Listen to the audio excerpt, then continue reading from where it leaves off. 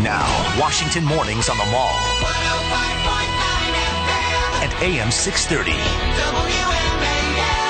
7:37 on WMAL. We are joined on the line now by our good friend Katie McFarland, a Fox News national security analyst and host of FoxNews.com's DEFCON 3 show, which can be seen 2 p.m. on Wednesdays on live.foxnews.com. Hey, how you doing, KT?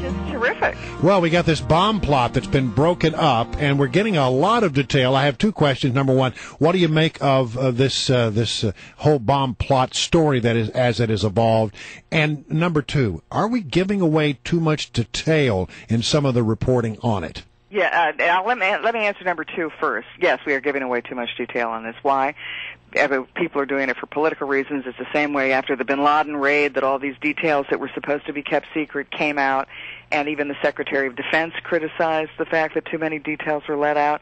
Because what it does is it endangers the people who are participating, like the Saudi agent. And the second thing it does is it lets our adversaries know this is how we do things. Well, this is how we are going to find you. Let me stop you just there. Adapt. Because the AP apparently knew about this story last week. And kept it quiet. Yeah, they did. And that's to their great credit. To their great credit. But, I mean, there was a lot of people talking about this thing, if they knew about it. Well, but I don't think it had ever broken in the public domain in any way, shape, or form. The problem I have is now, after the fact, that we are giving out an awful lot of information that may potentially be useful to our adversaries. I just think, it's such a great achievement. Let's just announce it, pat ourselves on the back, and not dwell on it and the operational details of it and exactly how it was done and which intelligence agencies cooperated with us and what are the names of the officials who cooperated with us, because it makes it very difficult for them to cooperate with us again. Right. That's for sure. All right. I'm looking for the next plot. I'm looking to make sure that we are in a position that the next time this happens, we can use our assets and our hopefully assets we'll still have those assets around. Analysis as well as we have for this one. So, will we overreact to this at the airports now that we know that there was another underwear plot that may not have been able to be detected through? Well, I noticed. I've done a lot of traveling in the last week. I went to debate at the Oxford Union in Britain last week, and there's definitely been enhanced security at the international airports in the last, say, 10 days.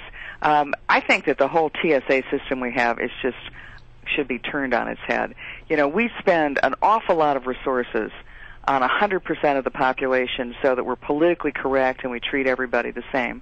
So Granny, on her way to Disney World with her grandchildren, they're going to frisk Granny, they're going to give her the pat down, they're going to check the diapers of the grandchildren, when what they should be doing is saying, look, there's 98% of the population that really doesn't affect us here. Let's focus on the people who fit a profile that we know has been associated with suicide bombers. That doesn't mean racial profiling. In Israel they do this, and as the head of the Israeli airport security told me, said in our country we can't racially profile because everybody looks the same. Everybody's Semitic. So we can't tell the difference between somebody who's a terrorist bomber and an Israeli citizen by the way they look. We have to use other means, and those are psychological means. We need to pre-screen people before they make their reservation. So what it boils down to is that what is the behavior of a terrorist? He's bought his ticket in cash. He's bought it at the last minute. It's a one-way ticket. He's got multiple entries on his passport and visas to places in the world where terrorists train, Yemen, Somalia, Pakistan. So I think that if we can eliminate a great majority of the people as not fitting that profile and then focus with laser beam-like certainty on the people who do, we'll be much better off and much safer.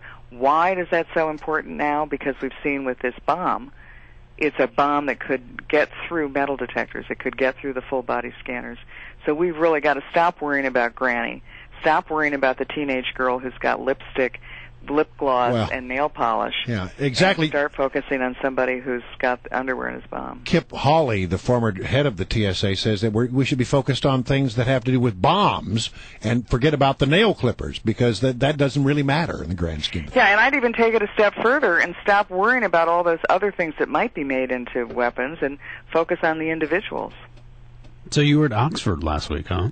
Yeah, I was invited by the university to debate at the Oxford Union, which is like a debating society at Oxford, which is a mini House of Commons, and it's where prime ministers honed their debate skills for the Cool. last 200 years. Wow. Not easy to debate the Brits. Were you debating them particularly? I did. The shadow foreign minister was my opposition, and the motion was that Barack Obama deserves a second term, and I debated. I opposed the motion and said that his foreign policy has been, except for the bin Laden raid and the Nobel Peace Prize that he managed to convince the Norwegians to give them. Other than that, it's been a failure. Well, what is the general feeling in the UK right now on this administration and the war on terror in general? Well, they want out of Afghanistan. They're still especially young people, still are mesmerized by Obama. They but are. I was very interested during the debate. You get heckled and you get interrupted throughout the debate. Just think of Margaret Thatcher in the Iron Lady. That's what it's like. Cool. And so one of the students in the audience popped up and said that she was an American and she had been really in favor of Obama and she had been part of the whole youth movement. She said that I'm now about to graduate. I've got a scholarship to Oxford. I'm graduating with one of the best degrees on the planet, and I face 50% unemployment. So I think that says an awful lot about what the trend will be going forward. They maybe love him now, but a year from now, when they're still sleeping on Mom's sofa, they're not going to love him as much. Very quickly, Joe Biden was on record as saying that, we're not respected around the world. We weren't, but we are now. He has a perfectly consistent record, and he has just reinforced it again. He has never been right about anything. He has never been confused, but he has never been right. Iran, they're talking about Iran's nuclear weapons, and America's the problem? Come on, please. All right. The Iranians have been developing an adversarial foreign policy and the weapon systems to do it since Jimmy Carter was president. And I must say, the Obama administration is Jimmy Carter.